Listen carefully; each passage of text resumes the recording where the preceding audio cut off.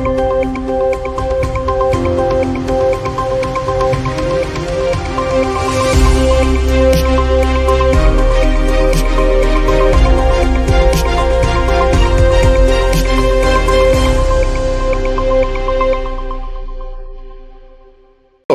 welcome to the International News Daily Podcast. I'm your host, Dennis Dunicic. Thanks for joining us again today. And before we begin, I want to remind you to subscribe to our channel. Subscribe to stay in the loop on the global affairs that are occurring today. And subscribe to join our community and grow the discussion on the issues that matter. Today is going to be a special report. A special report on an issue that we already covered, albeit very briefly, this week.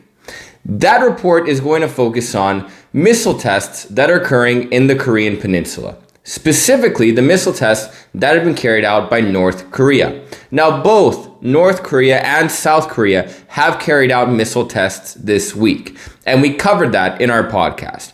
Today, we're going to specifically focus on what's going on in North Korea and why is it doing it, and more specifically, the kind of implications this can have in the region and what can happen.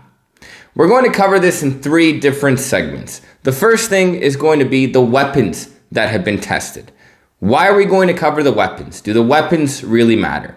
The reality is that they do. I'm not a weapons expert or a ballistic missile specialist or a rocket engineer. My father would probably be much prouder of me if I was a rocket engineer. I'm a political scientist, but the weapons and the missiles still matter because their capabilities, their payloads, and what they can and can't do have a significant impact on the political situation. Second, we're going to cover why is this happening? More specifically, what are the goals of North Korea or Kim Jong-un? What are their intentions with these tests? Are they provocations? Are they threats? Or are they something else? And finally, we're going to do an analysis on what can happen next. Now, before we begin, I want to make things very clear. When reporting on any political issue or anything going on in global affairs, some level of speculation has to occur. And this is called analysis.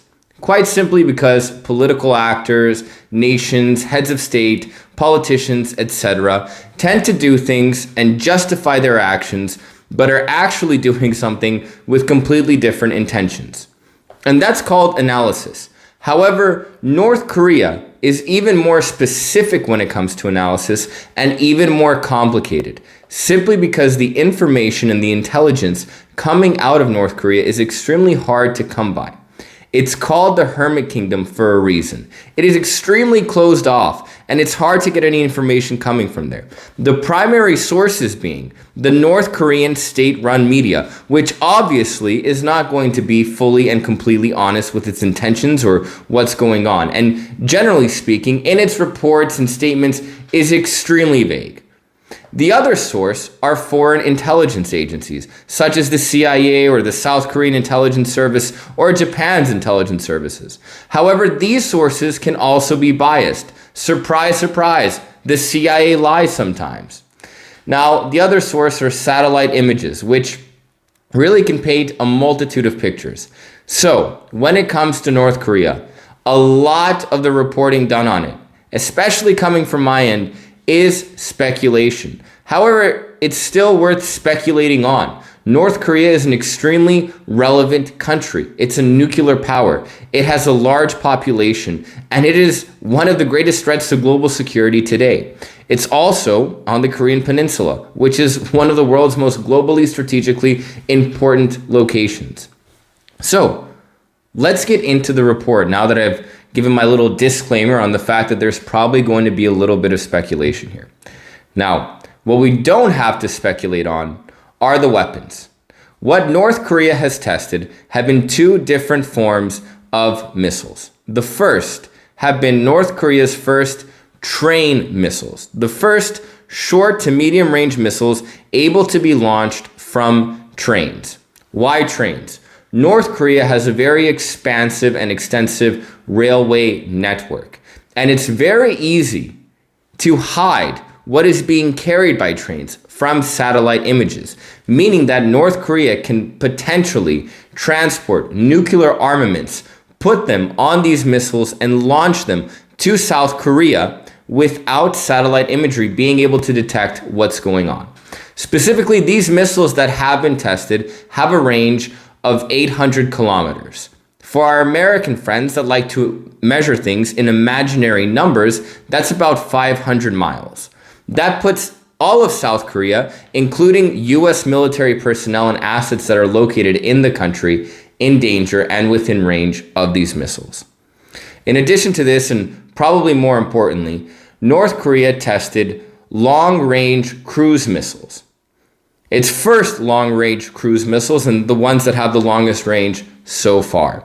Basically, the missiles that were tested are a carbon copy of US Tomahawk missiles. You may remember US Tomahawk missiles. They were famously used in 2018 by the United States government in response to chemical weapons attacks by Syrian dictator Bashar al-Assad. Now, these cruise missiles have, the North Korean ones that were tested, a range of 1,500 kilometers. And again, for our American friends who are a little bit slower when it comes to measurements, this is 930 miles. And to put this into political perspective, what this means is these missiles can reach all of Japan. And this is important. Japan is one of the world's most important economic and military countries, even though technically it doesn't have a military because it's not allowed to, but it does, right? In addition to this, 50,000 United States troops are located in Japan, primarily to balance out the threat of North Korea and also to increase American influence right next to China. So North Korea now has American troops, American assets, and Japan and South Korea in its reach. In addition to this, the long-range cruise missiles that North Korea tested out can fly at an extremely low altitude. And what this means is that they are extremely hard to detect by radar, meaning that attacks can be carried out and completely undetected. Now, finally, satellite imaging has shown that North Korea has opened up and re-began and restarted production at one of its most major plutonium development facilities. Now, weapons-grade plutonium, nuclear-grade plutonium, is a key material in developing nuclear armaments and weapons. So, those are the three major weapons or different missiles that have come out of North Korea, at least publicly have come out of North Korea in the last week.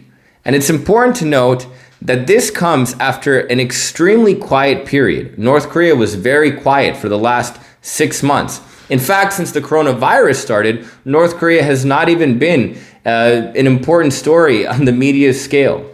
Now, that being said, that has changed with the weapons tests and the restarting of plutonium development.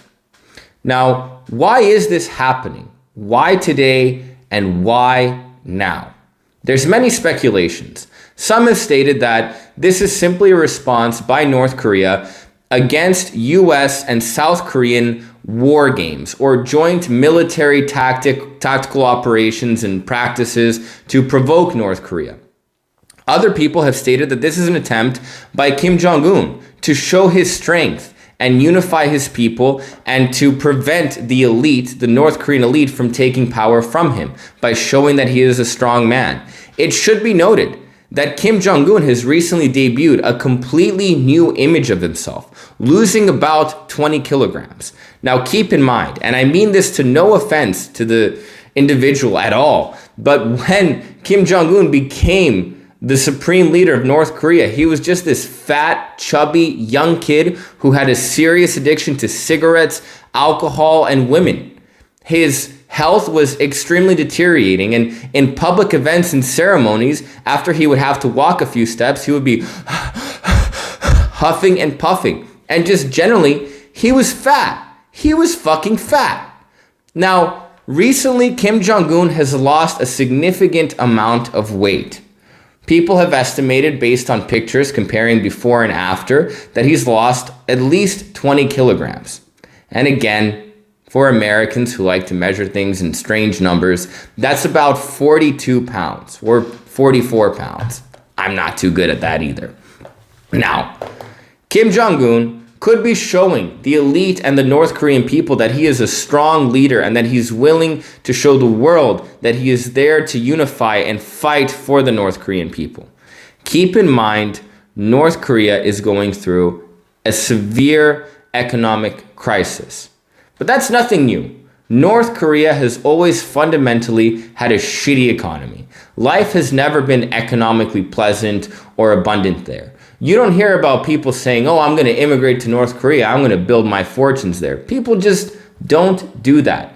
Despite its economic potential, its economic sanctions by the international community have made global trade impossible outside of China for North Korea, completely destroying its economy. So Kim Jong-un has to show a starving, hungry, and poor people that he's strong and fighting for their interests.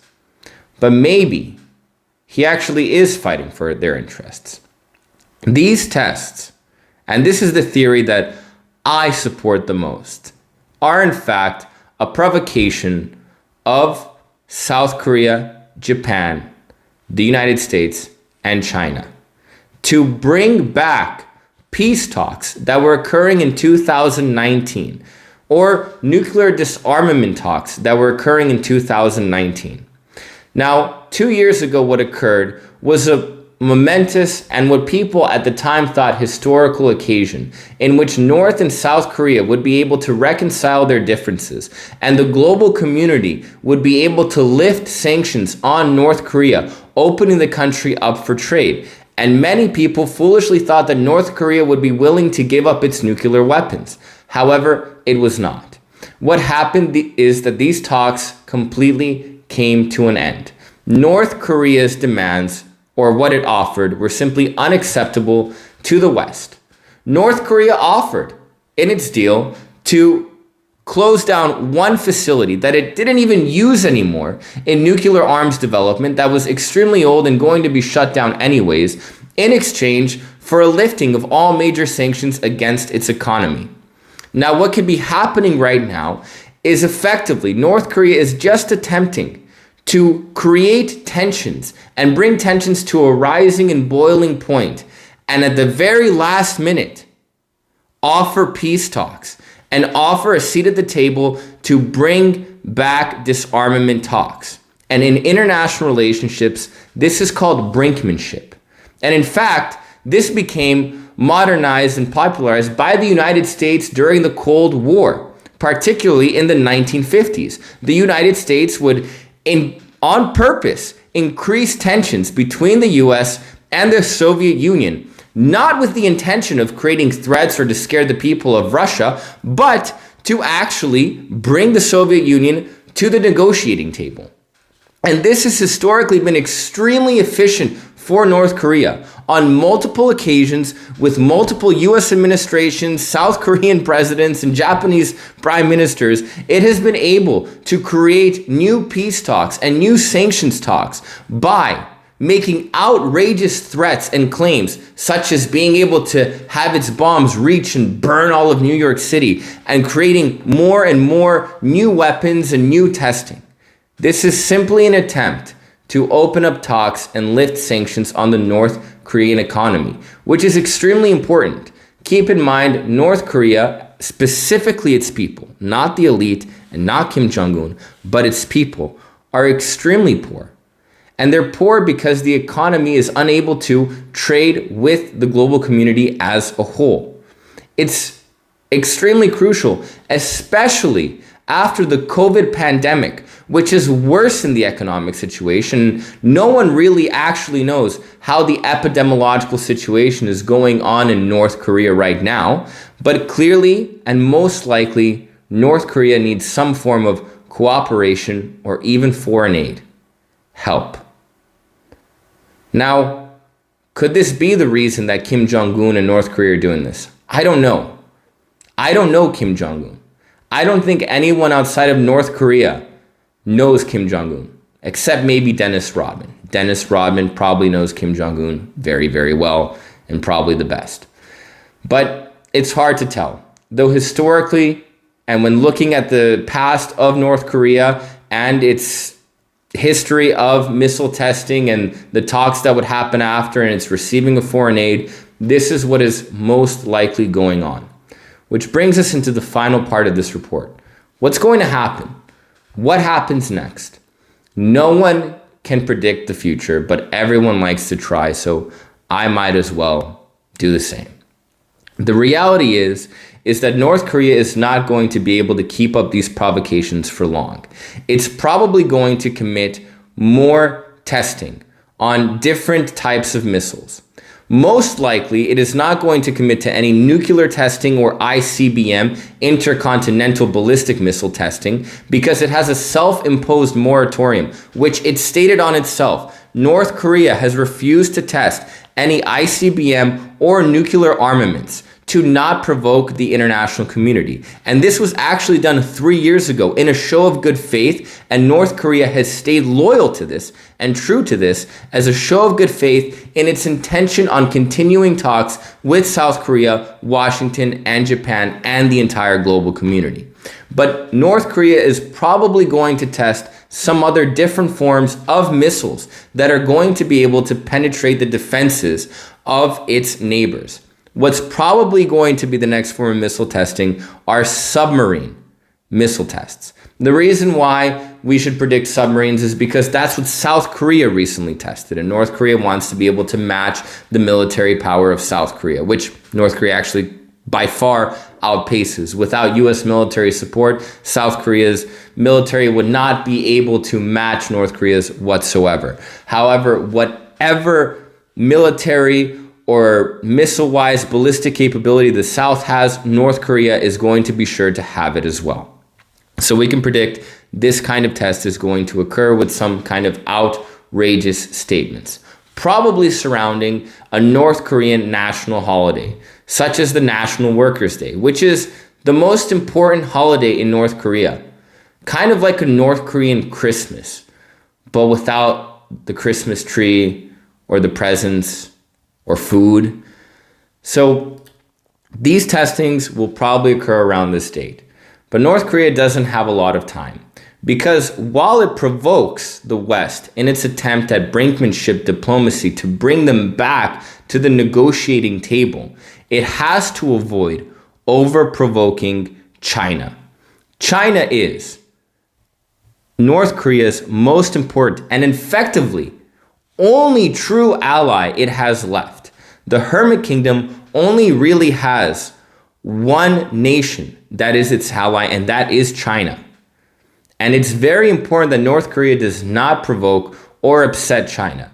And right now is actually very bad timing for North Korea to begin this attempt at brinkmanship diplomacy or provoking its neighbors into some form of peace talks, because it doesn't have a lot of time.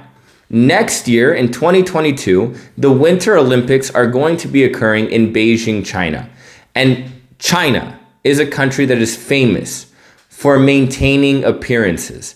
And it is going to ensure that there is peace in the region before the Olympics, specifically before Olympic planning begins this year in November of 2021. So North Korea does not have a lot of time to create more missile tests, and it's probably going to happen soon, probably next month. And China is going to push to reinstate and recreate and continue the peace talks that began but had no fruition in 2019. Again, as I stated before, everything I've said just now is complete speculation. It's hard to get information out of North Korea, and it's hard to predict the future. Both are almost virtually impossible. Though I do believe that these things are very likely to happen, and these are the reasons why these things are going on right now. But what do you think? What do you think is going to happen, and why do you think these things are happening? Let me know in the comments sections, and subscribe to our channel. That's it for today. That's it for this week. I'm going to see you next Monday. Enjoy your weekend, and thanks for tuning in.